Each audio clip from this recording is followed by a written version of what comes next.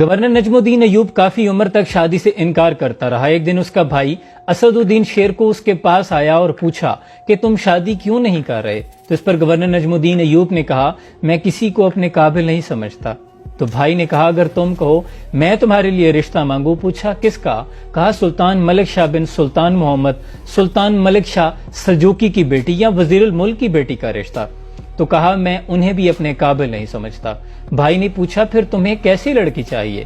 تو نجم الدین ایوب نے کہا، وہ جو میرا ہاتھ پکڑ کر مجھے جنت میں لے جائے اور اس سے میرا ایک ایسا بیٹا پیدا ہو جس کی وہ ایسی تربیت کرے کہ وہ شاہ سوار ہو اور مسلمانوں کے قبلہ اول بیت المقدس کو آزاد کروائے۔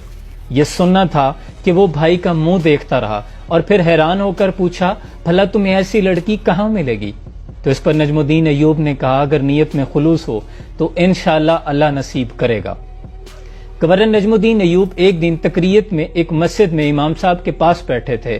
ان سے بات چیت میں مصروف تھے کہ مسجد میں ایک باپردہ لڑکی داخل ہوئی۔ اس نے امام صاحب کو بات کرنے کے لیے قریب بلایا۔ امام صاحب نے اس سے بات کرنے کے لیے نجم الدین سے اجازت طلب کی۔ نجم الدین پردے کے پیچھے سے امام صاحب اور لڑکی کی آپس میں ہونے والی گفتگو کو سن رہا تھا۔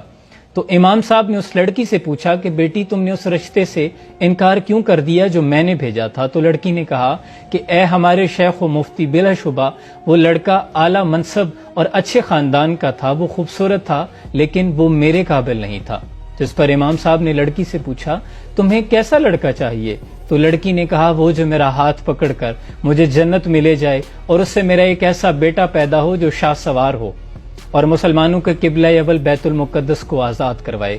نجم الدین نے جب لڑکی کی یہ بات سنی تو وہ تھک رہ گیا، کیونکہ یہ وہ خواب تھا جو اپنے سینے میں برسوں سے چھپائے بیٹھا تھا۔ اس نے فوراً شیخ صاحب سے کہا کہ میں اس لڑکی سے شادی کرنا چاہتا ہوں۔ شیخ صاحب نے حیران ہو کر کہا کہ یہ محلے کے سب سے فقیر گھرانے کی لڑکی ہے، کیونکہ شیخ صاحب جانتے تھے گورنر نجم الدین ایوبی نے سلطان ملک شاہ اور بڑے بڑے وزیروں کی بیٹیوں کے رشتے ٹھکرائے تھے۔ لیکن گورنر نجم الدین ایوب نے کہا کہ میں اسی لڑکی سے شادی کرنا چاہتا ہوں۔ چنانچہ ان کی شادی ہو گئی۔ پھر تاریخ نے دیکھا کہ ان سے ایک ایسا نوجوان پیدا ہوا جس نے مسلمانوں کے قبلہ اول بیت المقدس کو آزاد کروایا اور دنیا جسے سلطان صلاح الدین ایوبی کے نام سے جانتی ہے۔